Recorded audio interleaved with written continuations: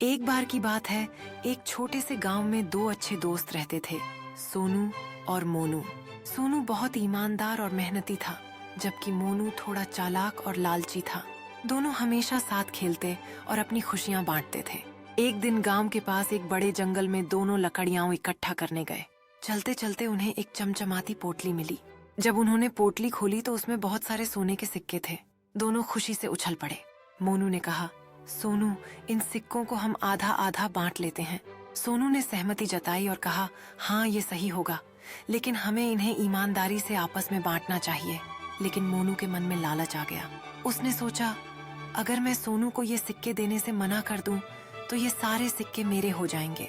मोनू ने चालाकी से कहा, सोनू, मुझे भूख लगी है, मैं खाना लाने जा रहा हूँ, तुम यहीं रुको। सोनू ने हामी भर दी। जब मोनू जंगल से बाहर गया तो उसने सोच लिया कि वह सभी सिक्के अपने पास रखेगा। सोनू ने कुछ देर इंतजार किया, लेकिन मोनू वापस नहीं। मोनू खाने में जहर मिलाने की योजना बना रहा था ताकि वह सोनू से छुटकारा पा सके। उधर सोनू ने मोनू की चालाकी भांप ली। उसने सोचा, मोनू मुझसे कुछ छिपा रहा है, मुझे सतर्क रहना होगा। जब मोनू खाना लेकर लौटा, सोनू ने उसे कहा, पहले तुम खाओ, फिर मैं खाऊंगा।